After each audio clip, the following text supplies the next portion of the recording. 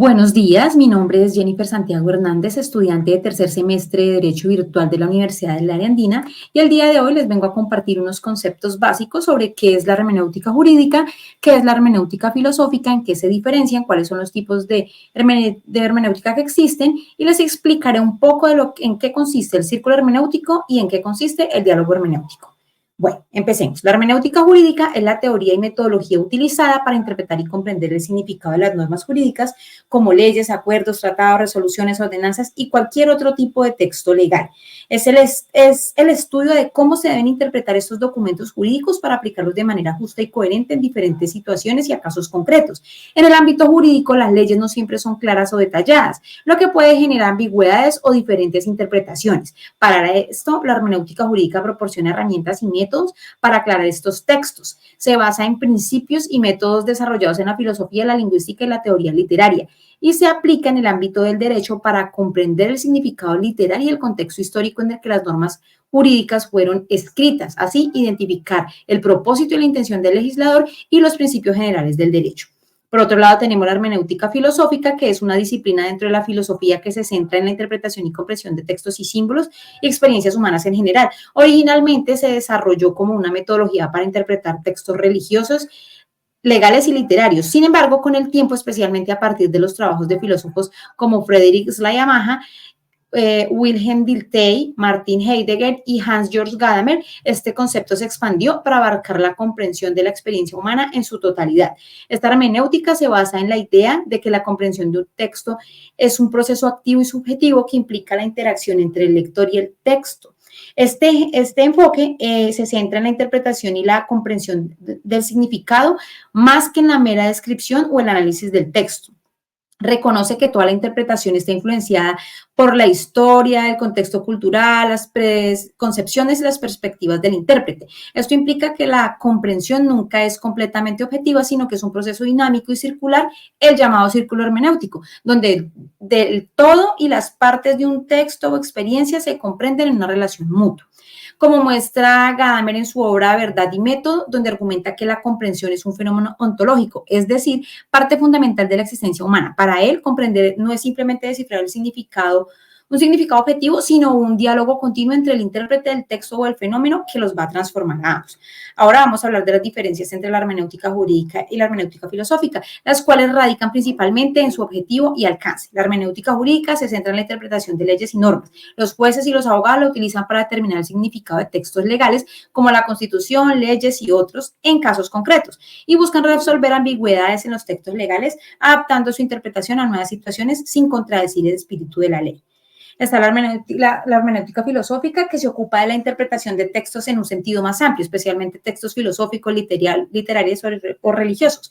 No se limita en un marco legal específico, sino que explora cómo los seres humanos entienden el lenguaje, la cultura y la experiencia. Se pregunta cómo el contexto, la historia y la subjetividad influyen en nuestra comprensión del mundo.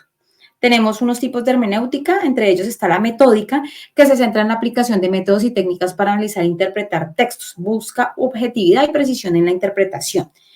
Está asociada al positivismo y a la idea de que siguiendo un método riguroso se puede llegar a una interpretación objetiva y correcta de un texto.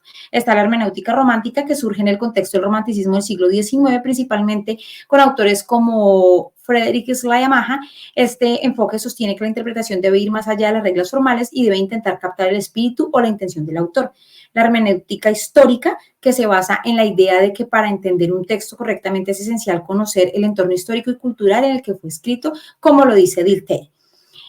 Tenemos también la hermenéutica tradicional. Esta corriente se basa en la interpretación literaria y gramatical de las normas. Está la hermenéutica contemporánea.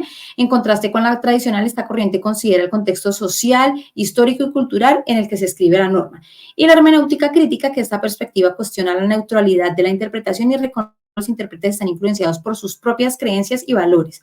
Busca analizar las estructuras de poder y las implicaciones sociales de la interpretación legal.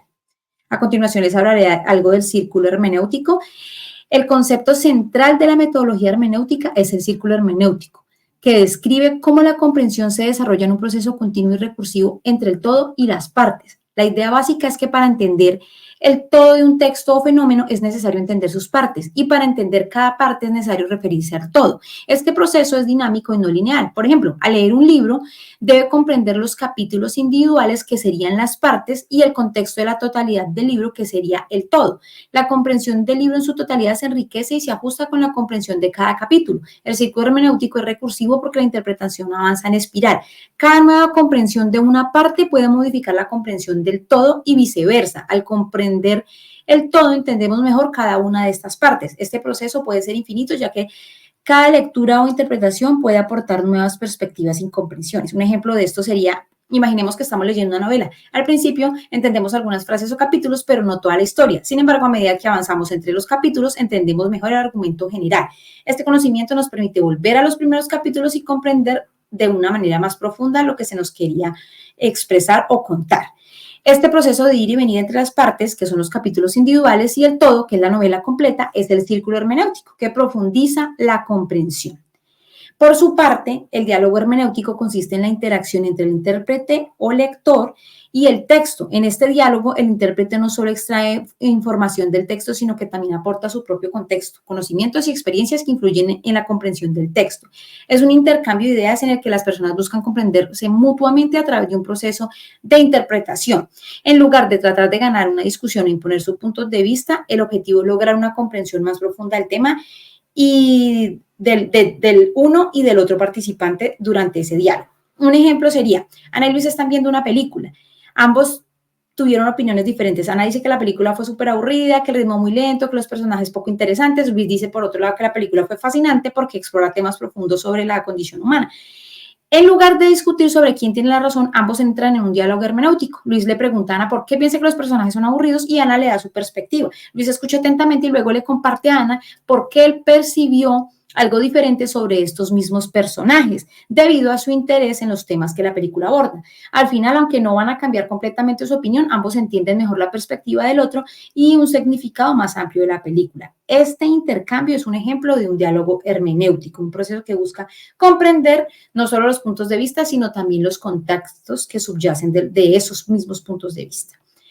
A continuación daremos respuesta a un interrogante, la lectura recomendada número 1, la hermenéutica, una actividad interpretativa, que es ¿cómo define la hermenéutica el texto y cuál es su importancia en la interpretación de textos históricos contemporáneos? Entonces tenemos que para la hermenéutica el texto no es solo un conjunto de palabras o frases, sino una unidad que debe ser comprendida en su totalidad, considerando tanto su contenido explícito como su contenido implícito. Desde la perspectiva hermenéutica, el texto es visto como un producto histórico y cultural. Un texto refleja las circunstancias históricas, culturales y sociales del autor. Por tanto, entender un texto implica situarlo en su contexto original y considerar cómo estos factores influyen en su contenido y significado. La importancia de la hermenéutica en la interpretación de textos históricos y contemporáneos radica en la capacidad para desentrañar ese significado profundo de los textos, considerando tanto el contexto en el que fueron escritos como la perspectiva del intérprete. Estos textos contemporáneos facilitan la interpretación de discursos, narrativas y símbolos en función de las circunstancias actuales, lo que permite una comprensión crítica y reflexiva de la realidad presente. También tenemos una pregunta de la lectura número 2, que se refería al círculo hermenéutico en comprensión sobre un vínculo original entre hermenéutica y lógica en el diálogo de Heidegger-Gadamer. ¿Qué papel juegan los prejuicios en el proceso de la interpretación hermenéutica y cómo afectan nuestra comprensión de textos? Gadamer reforzó la concepción de que en la ausencia de prejuicios nosotros no podríamos entender nada. Prejuicios son las condiciones que hacen posible la comprensión y al final ellos nos muestran ser un recurso de conocimiento o de verdad. Según Gadamer, cuando se habla de prejuicios no se habla en el sentido negativo que en la actualidad tiene esta palabra, sino que los prejuicios juegan un papel crucial en el proceso de la interpretación hermenéutica, ya que no son simplemente errores que deben ser eliminados, sino que son parte integral de nuestra comprensión y experiencia, son una parte natural de nuestra comprensión del mundo. Los prejuicios no son las creencias y suposiciones previas son las creencias y suposiciones previas que tenemos sobre un tema o texto y que influyen en nuestra interpretación de él. Estos prejuicios nos pueden afectar nuestra comprensión de varias maneras. Pueden llevarnos a ignorar o minimizar la información que no se ajusta a nuestras creencias, puede influir en nuestra interpretación de los textos llevándonos a enfatizar ciertos aspectos y a ignorar otros, puede cerrar nuestra comprensión a nuevas perspectivas y significados, pero también pueden ser productivos si los reconocemos y los utilizamos de manera consciente. ¿Por qué? Porque los prejuicios pueden proporcionar un punto de partida para la interpretación, permitiéndonos abordar el texto con una perspectiva inicial, facilitando así la comprensión, ya que pueden ayudarnos a comprender el texto más rápidamente, al permitirnos relacionar el texto con nuestras creencias y experiencias previas. La conciencia de nuestros prejuicios y el diálogo con el texto y con otras intérpretes son clave para superar los prejuicios y alcanzar una comprensión más profunda y abierta. Por otro lado, tenemos la lectura 3, que era el elemento de la interpretación gramatical. En esta, la pregunta escogida fue cuáles son las 3 dimensiones de la interpretación y cómo se interrelacionan para proporcionar una comprensión completa del texto. Thibaut, en su obra Teoría de la Interpretación Lógica del Derecho Romano, establece 3 dimensiones sobre las cuales recae la interpretación. Una es la literalidad, que es lo dicho y puesto en las palabras. Esta dimensión se centra en el análisis del texto normativo tal como está escrito. Implica una lectura rigurosa del lenguaje utilizado. Se basa en la premisa de que el legislador expresa su voluntad a través de un lenguaje preciso y claro. 2, está el propósito del legislador, que vendría siendo una interpretación teleológica, que es lo pensado y lo querido a través de las palabras. Esta dimensión busca identificar la intención del legislador al momento de crear la norma. Y 3, está la ratio legis, o el espíritu de la ley, es decir, la razón o el fundamento de lo que debía decir y lo que se remite a la prescripción. El ratio legis representa el fundamento lógico y jurídico que subyace a la norma. Esta dimensión va más allá del texto y la intención explícita del legislador y se enfoca en el principio o razón que justifica la existencia de la norma dentro del orden jurídico. Estas 3 dimensiones se interrelacionan, permitiéndole al intérprete no solo entender qué dice la norma, sino también cómo y por qué debe aplicarse en casos concretos, respetando tanto la voluntad del legislador como los principios jurídicos subyacentes. La literalidad ofrece la base textual, el propósito del legislador proporciona dirección y contexto, y la ratio legis asegura la coherencia sistemática. Muchísimas gracias por su atención.